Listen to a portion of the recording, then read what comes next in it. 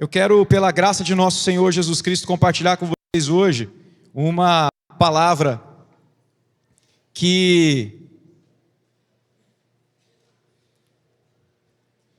eu creio que seja para nós uma repreensão, a depender de como estiver o nosso coração, mas para outros uma prevenção, para que não cheguemos nesse tipo de nível. O tema da minha mensagem é brutos sem razão. Brutos sem razão. Essa expressão não é minha, ela é do próprio texto bíblico. Eu quis ser fiel ao próprio texto. E eu quero pedir para você abrir a sua Bíblia comigo, por favor, em Judas. Epístola de Judas. Quero ler com vocês. Como Judas só tem um capítulo, a gente fala o verso, né? Quero ler para vocês o verso 3.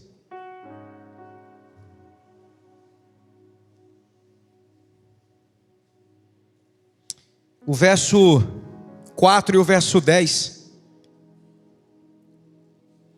Diz assim: Amados, quando empregava toda a diligência em escrever-vos acerca da nossa comum salvação, foi que me senti obrigado a corresponder-me convosco, exortando-vos a batalhardes diligentemente pela fé que uma vez foi dada aos santos. Pois certos indivíduos que se introduziram com dissimulação, os quais desde muito foram antecipadamente pronunciados para esta condenação, homens ímpios que transformam em libertinagem a graça de nosso Deus e negam o nosso único soberano e Senhor Jesus Cristo. Verso de número 10. Estes, porém, quanto a tudo o que não entendem difamam, e quanto a tudo o que não compreende por instinto natural, como brutos sem razão, até nessas coisas se corrompem. Continua comigo. Ai deles, porque prosseguiram pelo caminho de Caim, e movidos pela ganância, se precipitaram no erro de Balaão, e pereceram na revolta de Corá. Esses homens são como rochas submersas em vossas festas de fraternidade,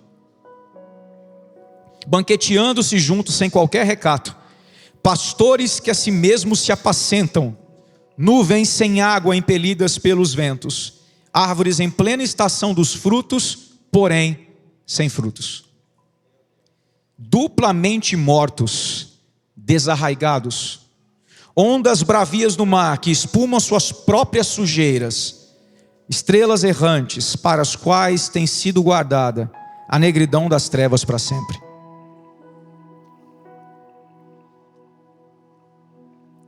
Eu quero ler mais um texto com vocês, segunda epístola de Pedro, um pouco para trás, capítulo de número 2.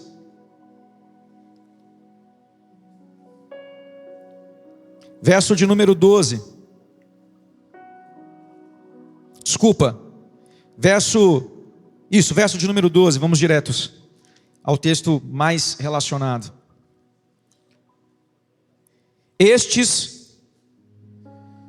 Segunda de Pedro, capítulo 2, verso 12. De repente eu ainda estou ouvindo aqui barulho de folha, para você ler junto. Segunda epístola de Pedro, capítulo 2, verso 12, diz assim: Estes, todavia, como brutos sem razão, naturalmente feitos para presa e destruição, falando mal daquilo em que são ignorantes, na sua destruição também hão de ser destruídos. Recebendo injustiça por salário da injustiça que praticam, considerando como prazer a sua luxúria em plena luz do dia, quais nódoas e deformidades eles se regalam, eles têm grande prazer nos seus próprios fascínios, enquanto banqueteiam juntos convosco.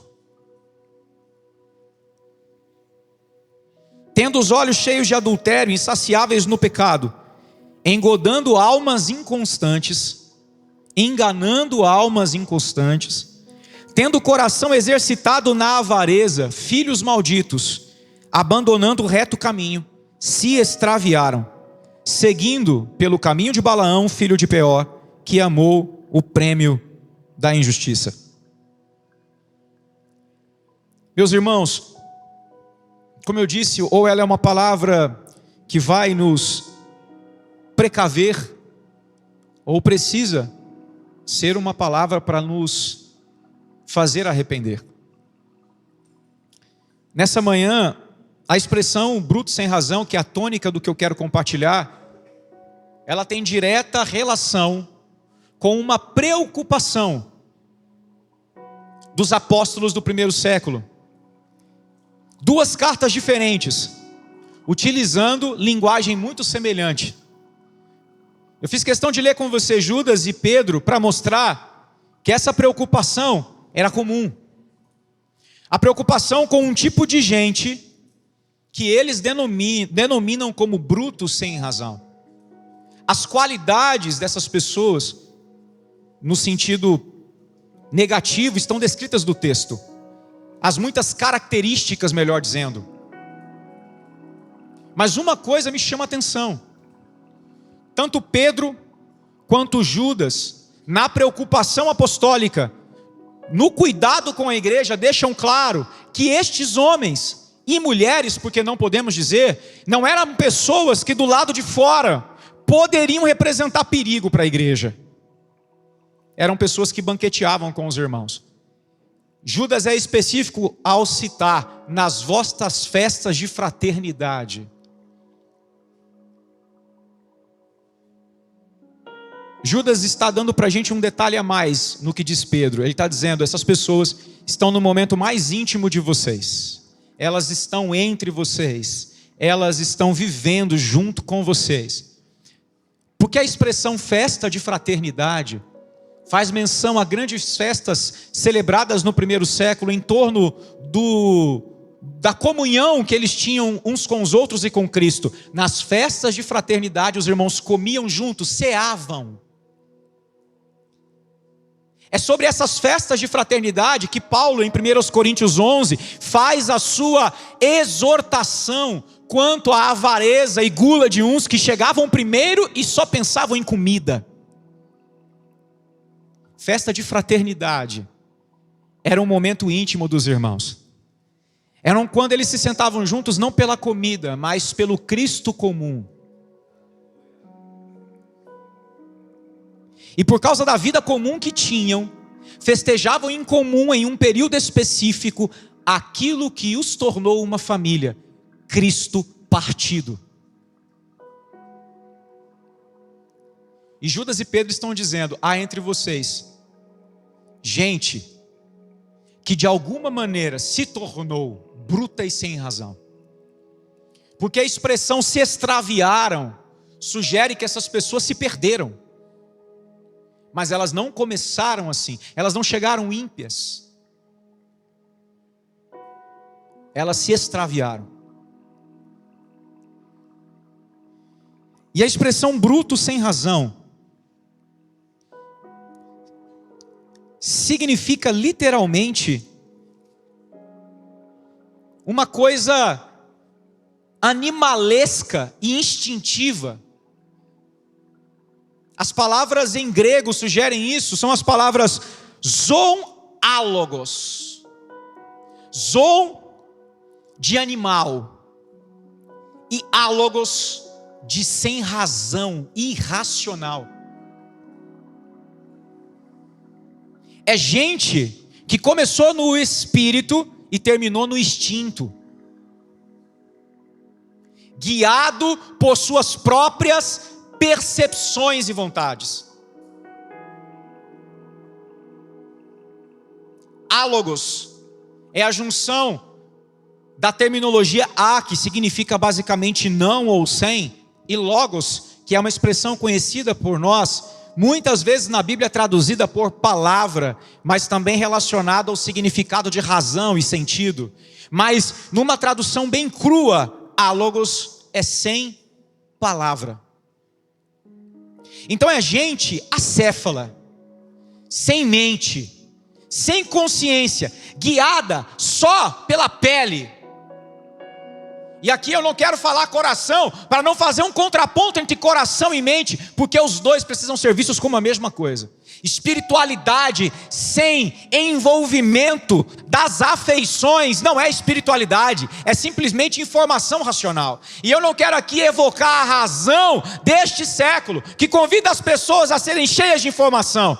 Eu quero falar de uma consciência nova, que afeta a nossa forma de ver a vida e de viver a vida. A isso Paulo chama de culto racional, culto lógicos, quando no capítulo 12 de Romanos ele diz: eu rogo a vocês, pelas compaixões de Deus, que apresenteis, ou seja, juntos, o vosso corpo, como sacrifício vivo, santo e agradável a Deus, que é o vosso culto lógicos. Isso não procedia de uma inteligência humana, mas de uma experiência real que tinha base na revelação de Jesus Cristo. E essa revelação é a doutrina apostólica compartilhada a eles e o Cristo experimentado na comunhão de maneira mística. Cada momento de oração, cada culto, cada palavra de ensino, tudo isso virava substância dentro desses irmãos, razão pela qual eles adoravam.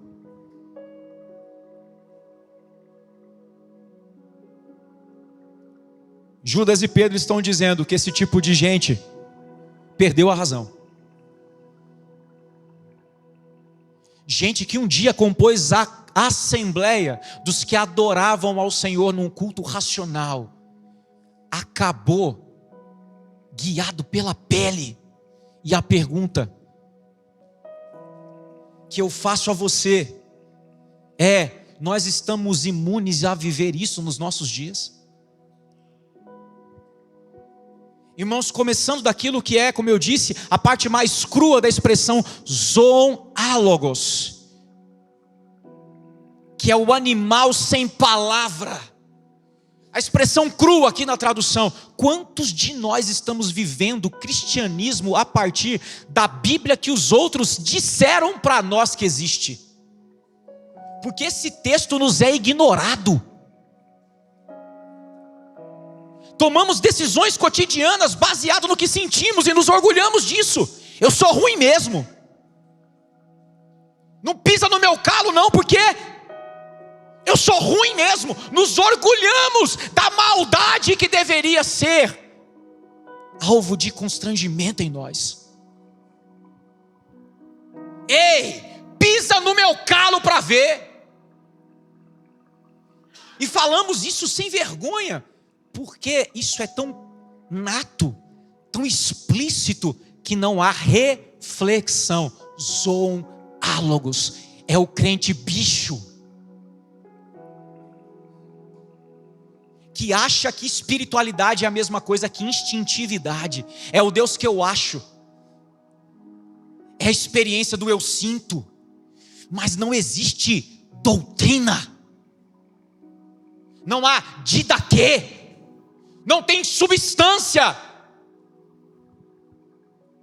Toda conversa é sempre no campo da opinião e nunca da soberana vontade de Deus. Não há a pergunta: o que Deus deseja que eu faça? Mas há a contraposição: você não entende a minha situação. Como se a empatia fosse ceder ao capricho da pele. E como se amor não fosse confrontar o desejo carnal que quer fazer eu ou você continuarmos na prática das mesmas coisas. Zoonálogos. Antes de virar besta fera, antes de virar o que eles chamam de bruto sem razão, eles foram perdendo a cabeça. Eles foram se deixando levar pelo que eles achavam certo, pelo que eles sentiam. Não se sinta acusado enquanto eu falo. Há aqui uma ação espiritual satânica de tentar fazer você se ofender ao longo dessa pregação para não ouvir o que pode te libertar. Por isso nós enxotamos as moscas de sobre o pão fresco que você precisa comer, eu preciso comer. Não se ofenda. Se isso está entrando em você, deixa a semente passar pissarra e chegar lá na terra fofa, para crescer, criar a raiz e dar fruto, e fruto que permanece.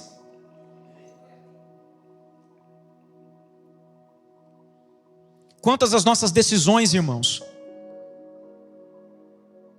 decisões que vão refletir em 10, 15, 20 anos das nossas vidas, estão sendo tomadas no instinto, porque nós não oramos, porque nós não ouvimos ao Senhor, porque nós não damos a simples valorização de, num estudo devocional da Bíblia, ler um texto e se perguntar ao Espírito: o que o Senhor quer falar comigo hoje por meio disso?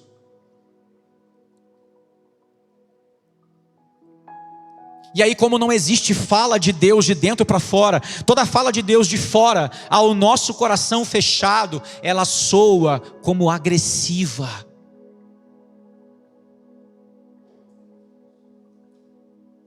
A gente está pegando as ofensas que Jesus levou para a cruz e tomando como nossas. O problema é que a gente não consegue suportar o peso delas, elas nos esmagam.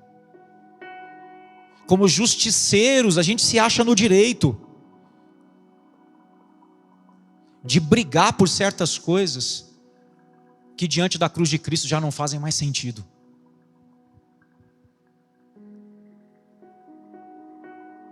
Brutos sem razão. E o que me chama a atenção é que esses brutos, repito, estavam nas festas de fraternidade.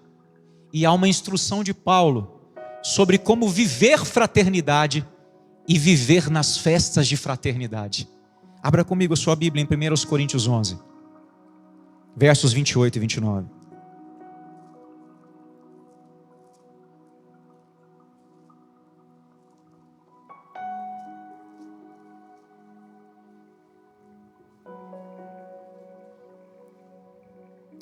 Nós já lemos esses textos muitas vezes, em momentos em que celebramos ceia.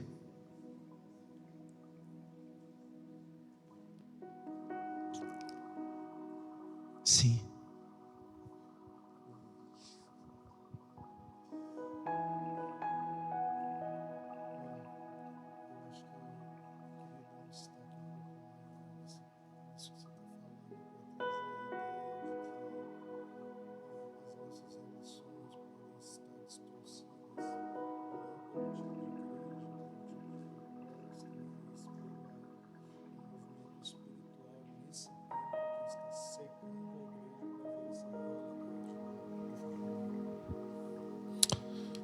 Graças e paz, irmãos.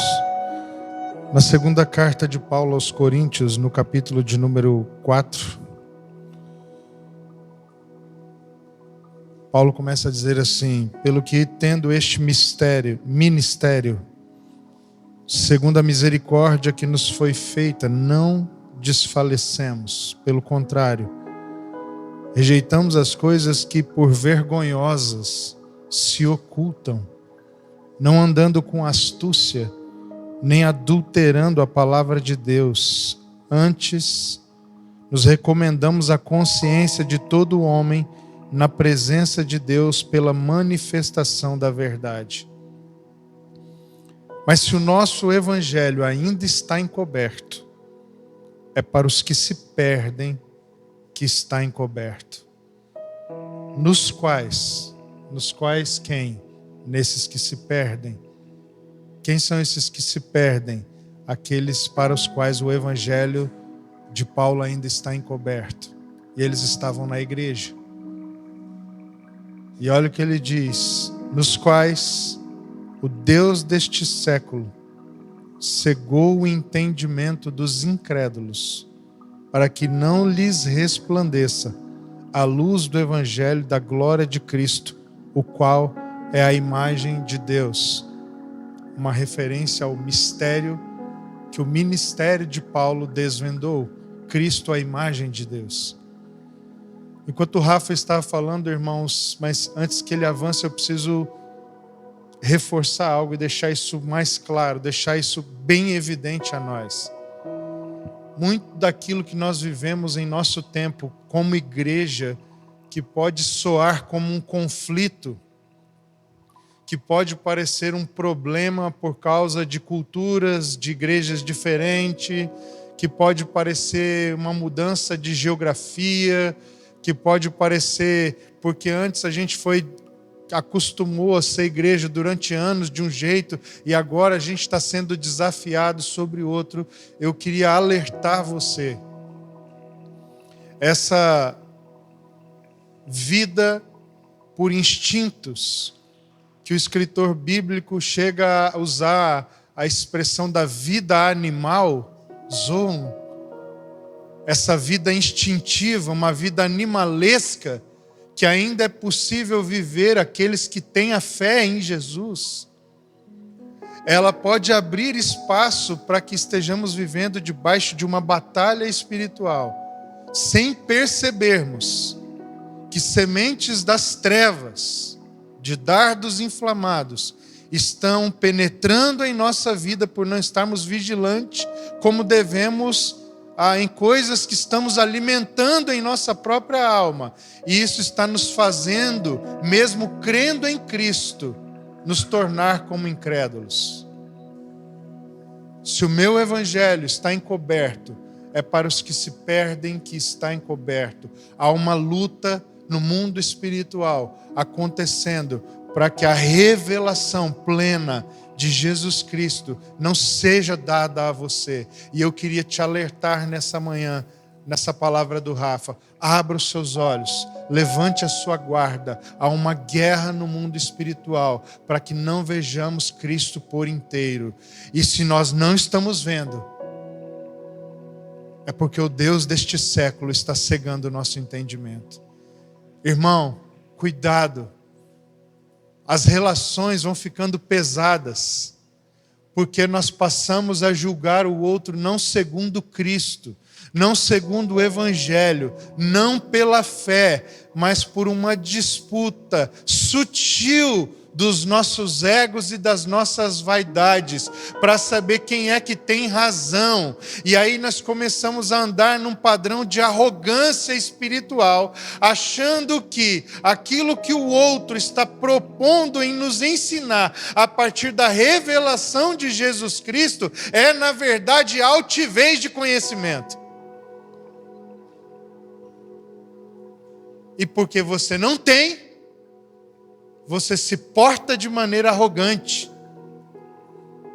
rejeitando o que o outro tem, afirmando sobre o outro aquilo que você ainda guarda no seu interior: vaidade, orgulho, soberba, altivez. Porque o Deus deste século está cegando o entendimento de incrédulos. Por que incrédulos? Porque a palavra incredulidade vem sobre aquele que crê e não sobre aquele que não crê. Incredulidade. A expressão grega para incredulidade demonstra uma fé problemática, uma fé que contém equívocos e não ausência de fé. Incredulidade não é quem não crê, é quem crê de forma equivocada. Essas pessoas estão no meio dos irmãos. Essas pessoas estão aqui. Essas pessoas talvez sejam você. Você precisa ter os seus olhos abertos. O Evangelho não pode estar encoberto para você. Muitas vezes batemos no peito para nos vangloriar. Deus nos deu profetas, Deus nos deu apóstolos, o Senhor abriu os nossos olhos quanto a muitas coisas, mas quanto a essas mesmas coisas pelas quais nos vangloriando, vão confrontar a nossa vida pelo Evangelho, para que os olhos sejam abertos, nós permitimos que o Deus deste século nos cegue.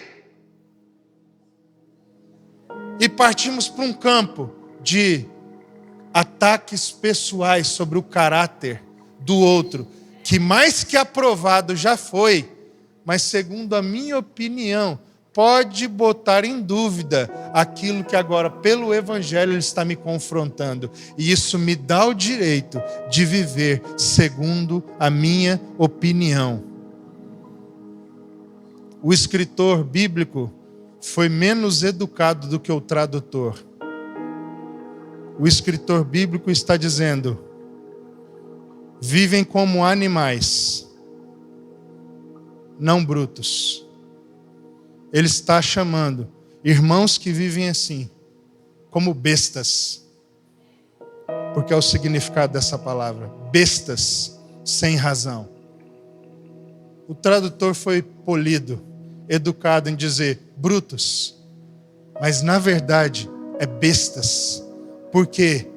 Porque agem por fúria, seguindo seus instintos de sobrevivência. Irmãos, nós não estamos mais lutando por sobrevivência, nós temos vida eterna, vida em abundância. Agora a nossa grande perseguição é nos tornarmos como Cristo é.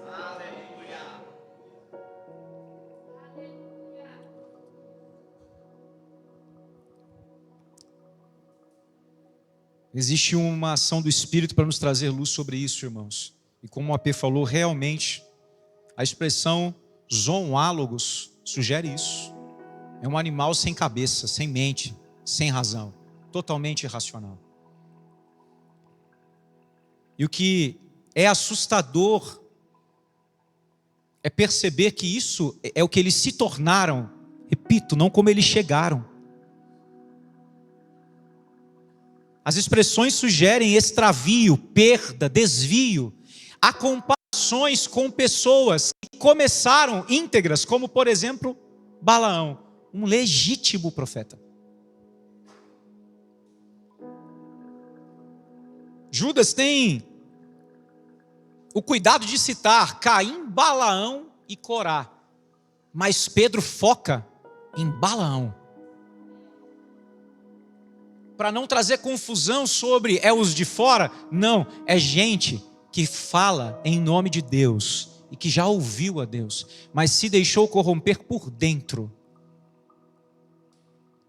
Ele é explícito ao dizer, nessa comparação entre o homem espiritual e o crente bicho, que a repreensão de Balaão foi, versículo de número 16, do capítulo 2, é a segunda epístola de Pedro 2,16, a repreensão de Deus a Balaão, por seu extravio, por ter amado o prêmio da injustiça, como diz o texto, ou seja, se vendido, olha a repreensão, recebeu porém castigo da sua transgressão, a saber, um mudo animal de carga, falando com voz humana, refreou a insensatez do profeta.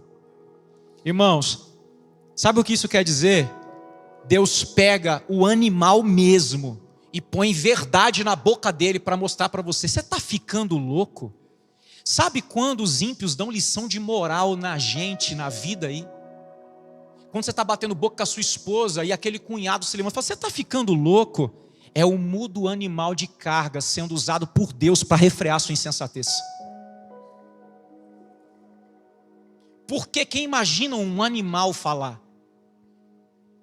E a linguagem do texto pesada, como o AP explicou. Quem imagina na boca do ímpio ter verdade de Deus? Pois pode haver.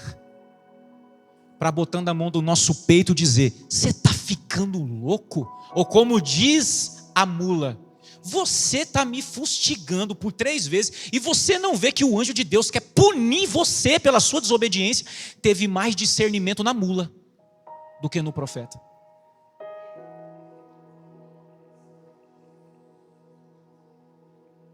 Irmãos, há pessoas pelas quais nós,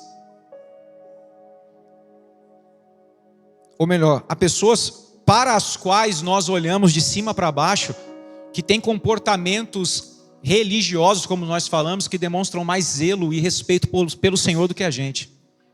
O cara que no boteco, ao ouvir o pregador na rua, tira o chapéu.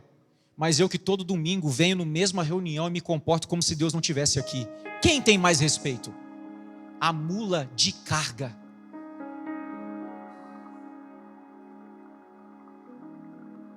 A gente bate no peito, irmãos, com orgulho da nossa animalesca espiritualidade.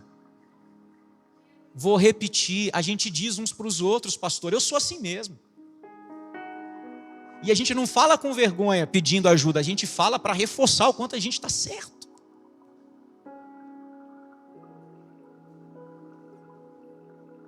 Comigo é chumbo trocado, bateu, valeu. Onde está a outra face? Onde que está o texto entranhado no seu coração?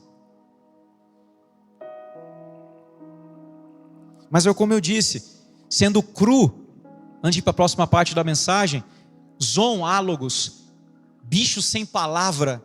Tem muitos de nós, irmãos, que nem a tarefa básica de buscar ouvir a Deus cotidiano faz. Como é que o Espírito fala com a gente? Não fala. Aí é o que o outro diz que Deus disse, que nos norteia. E aí quem garante que o outro já não é zoonálogos também? Já não é bicho falando em nome de Deus, que você pode vender o dom de Deus para ganhar uma grana. Você tem o direito de viver os seus fascínios. Outra palavra-chave do texto. Pedro diz que essas pessoas se regalam nos seus fascínios. E a expressão fascínio é a mesma expressão que Jesus usa lá na parábola do semeador, para falar de gente cuja palavra cai no coração, mas fica infrutífera porque está fascinada com as coisas dessa vida. Então talvez você leia o texto aqui, luxúria carnal em pleno dia, e pensa em um homem transando com uma mulher, meio-dia numa praça.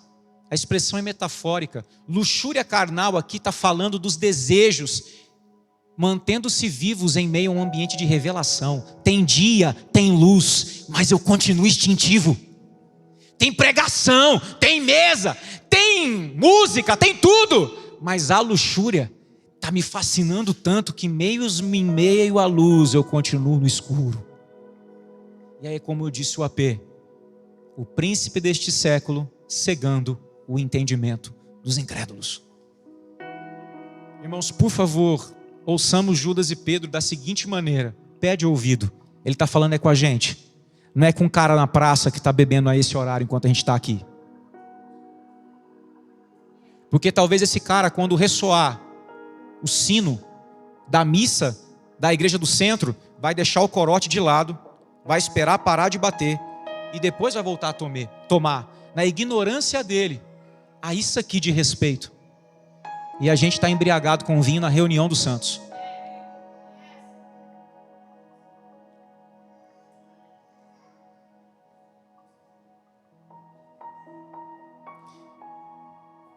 Eles não começaram assim, eu disse. Eles chegaram nesse nível. Por quê? Porque mesmo estando nas reuniões de fraternidade, eles ignoraram o conselho, a instrução, a luz apostólica sobre como viver a comunhão dos santos. Vamos agora para 1 Coríntios 11, verso 28 e 29.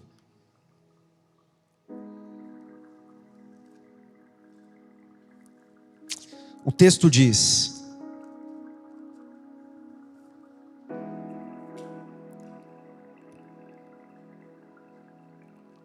examine-se, pois, o homem a si mesmo, e assim coma do pão e beba do cálice.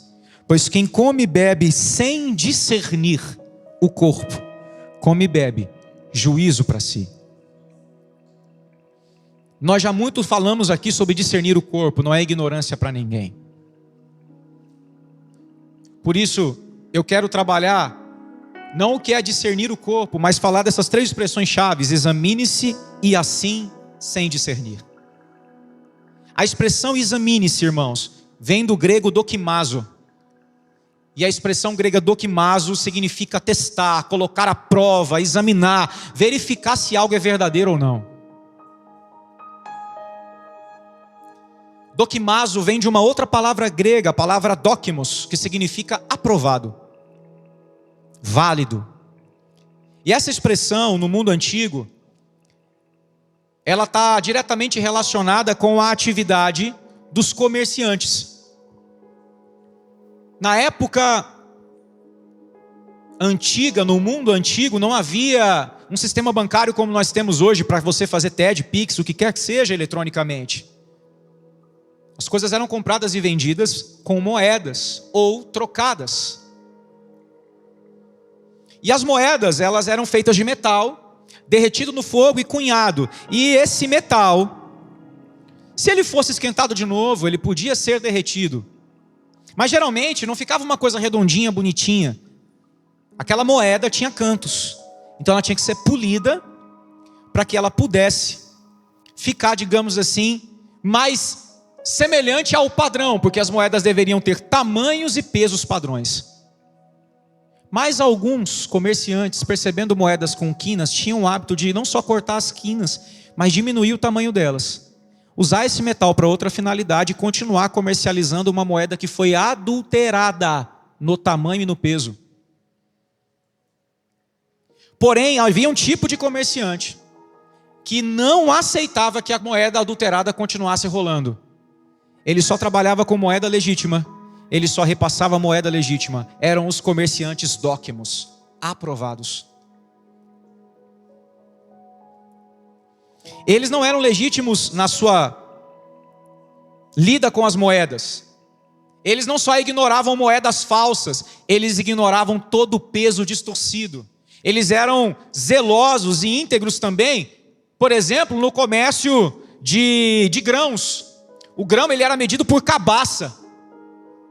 Pegava uma cabaça dessa, por exemplo, que você conhece, ou um vaso de barro, enchia-se ali, um comerciante dóquimos enchia de grão até a tampa e passava uma régua em cima para dizer que estava no padrão. Um comerciante leviano arrumava um jeito de deixar partes ocas por dentro para vender por você mais por menos. Os dóquimos não alteravam o tamanho e nem o peso daquilo que eles deviam carregar. A vida cristã custa, meus irmãos. E Paulo, quando diz examinem-se, ele está lembrando dos dóquimos para dizer: avaliem a si mesmos e confiram o vosso peso e o vosso tamanho.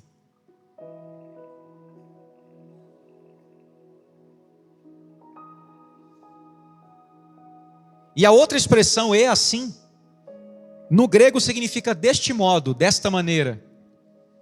Ou seja, como se come do pão, como se bebe do cálice, em exame. E o que é interessante é pensar que o que a gente entende hoje por ceia não tem nada a ver com o que o apóstolo Paulo entendia.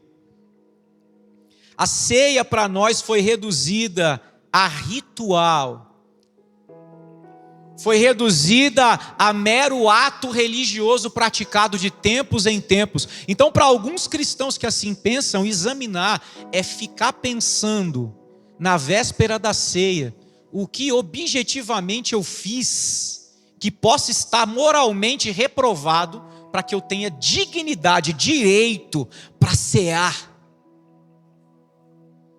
Só que o então de Paulo não fala do que eu faço para, mas de como eu vivo. Paulo não entende a ceia como um momento isolado da vida, porque o que ele está ensinando aqui é o que ele recebeu do Senhor e também os havia entregue. Para Paulo aquilo era revelação, era vida recebida, vida partilhada, e vida não se restringe a um dia.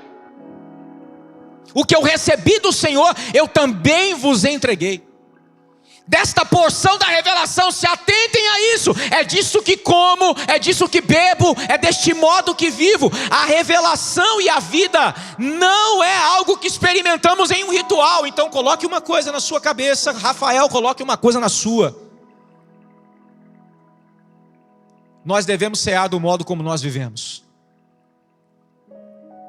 E devemos viver do modo como ceamos. Examine-se. A terceira palavra, sem discernir, é a palavra diacrino, que significa separar, distinguir e então preferir isto ou aquilo. Como um cristão vive? Em exame e em escolhas.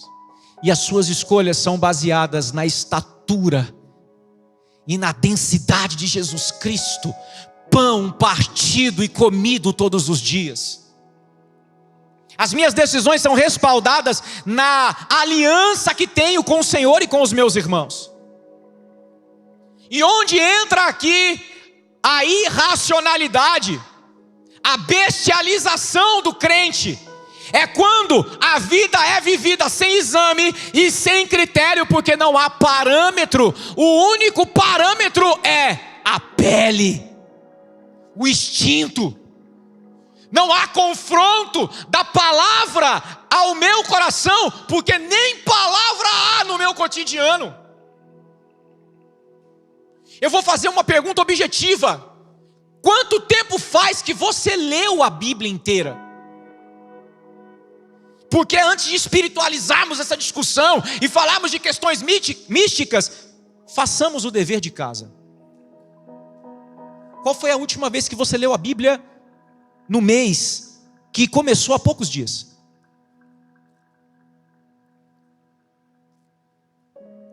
Como é que sem critério você e eu podemos fazer exame e discernir?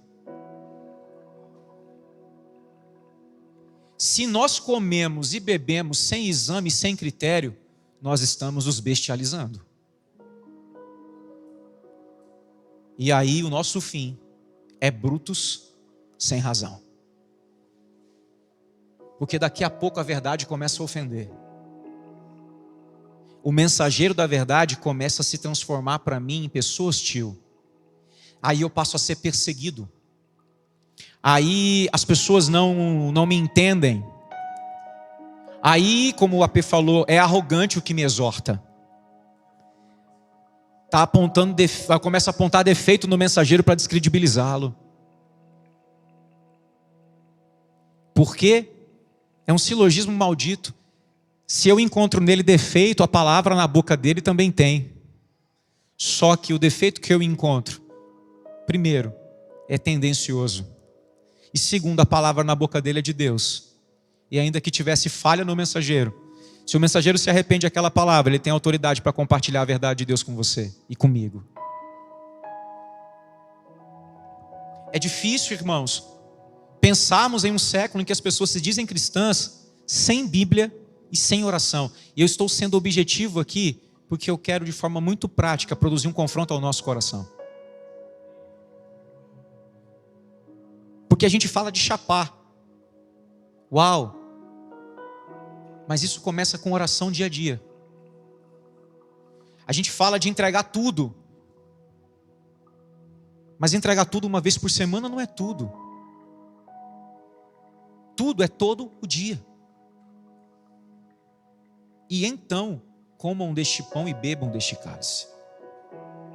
O modo como como e bebo é discernindo, é examinando. Todo dia há uma porção de Cristo me esperando, ou as moscas querendo se assentar em cima da revelação. Todo dia há um dardo inflamado do maligno que, lançado contra mim, quer me envenenar daquilo que é a essência das trevas. É necessário discernimento para perceber que em um pensamento há um adoecimento das trevas, a minha e a sua espiritualidade. É necessário estar todos os dias diante do Senhor, irmão, para perceber, por exemplo, por que fulano não me chamou? Tem algum problema comigo?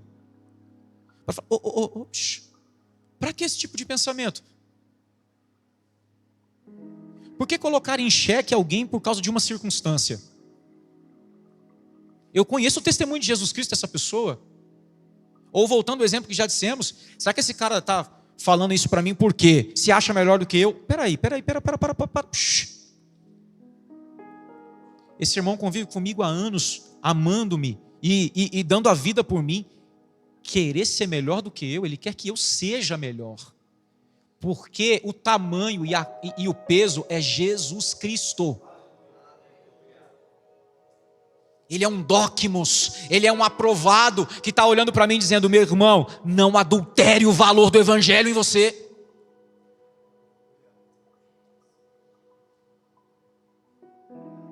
Isso altera o modo como nos relacionamos com as pessoas.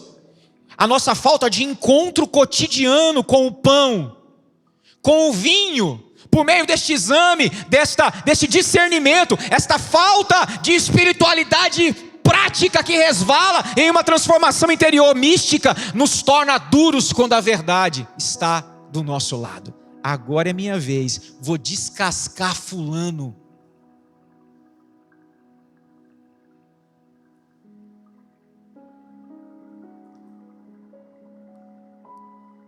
Movido pela raiva, pela vingança. Se a Escritura diz que o vínculo que há entre nós é no Espírito e é vínculo da paz,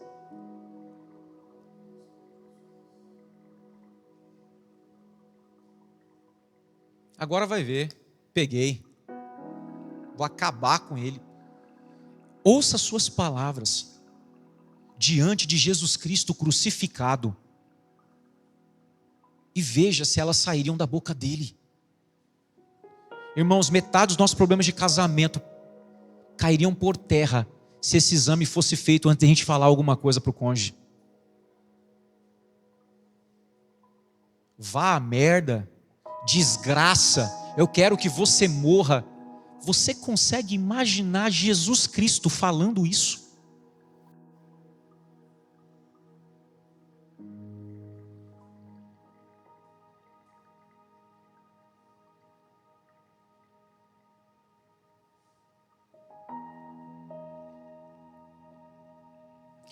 Dane-se fulano de tal, para não usar outra expressão mais pesada.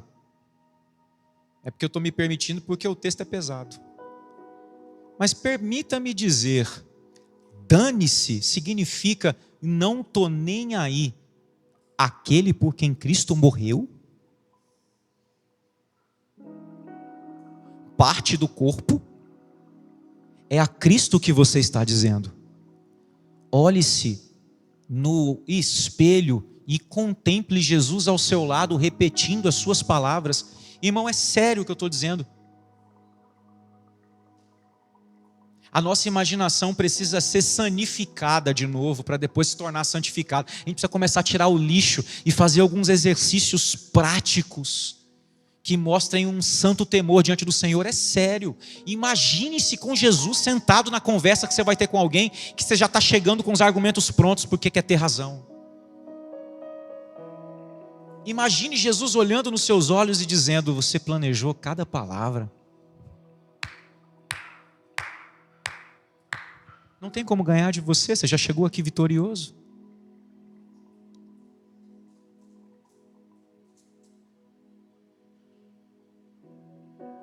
Mas como lembraremos dessas coisas se a palavra nos é completamente ignorada? Irmãos,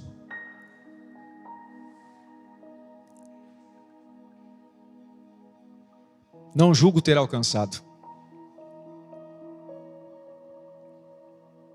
Não julgo ter alcançado. Faço minhas palavras do apóstolo Paulo.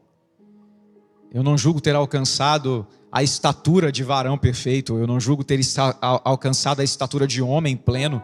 Não julgo ter alcançado a estatura de marido modelo. Não julgo ter alcançado a estatura de presbítero inerrante. Não julgo ter alcançado.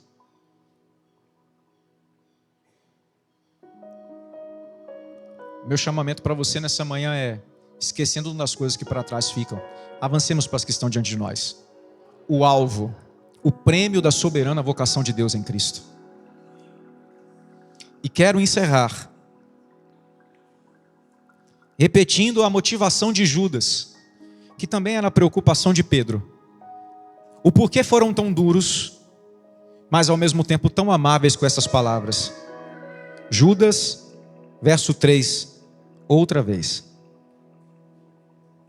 Amados, quando empregava toda a diligência em escrever-vos, preste atenção, toda a dedicação em escrever para vocês, acerca da nossa salvação comum, foi que me senti obrigado a um ímpeto espiritual que o move a dizer essas coisas, obrigado a corresponder-vos, exortando-vos a batalhardes A fé é vivida em campo hostil, irmãos.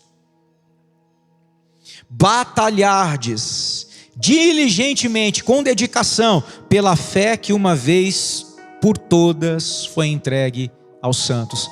Preste atenção, você não vai sair daqui e entrar no Alice do País das Maravilhas e conseguir tomar decisões só a partir daquilo que de dentro para fora você discernir. O adversário vai pressionar você a viver segundo os seus instintos. É o que o AP disse. A fé é vivida em campo hostil. Então, pare de viver cristianismo como um bebê guiado por instintos. Assuma uma postura de guerra. Entenda com uma consciência bélica. Se você não mudar os rumos da sua vida hoje, o seu adversário não vai parar de guerrear. E o objetivo dele é nos derrubar, é me derrubar, até que nos tornemos bichos sem razão.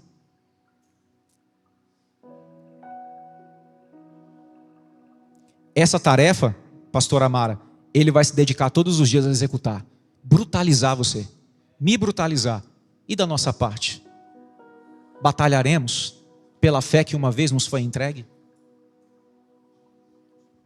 Diligentemente?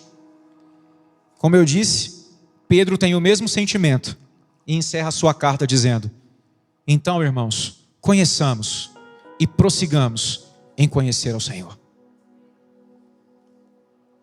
A mesma exortação, Pedro fala: vocês querem lutar? Bora conhecer, bora continuar conhecendo, e conhecendo, e conhecendo, porque quanto mais conhecermos, mais teremos a mente de Cristo governando o nosso coração.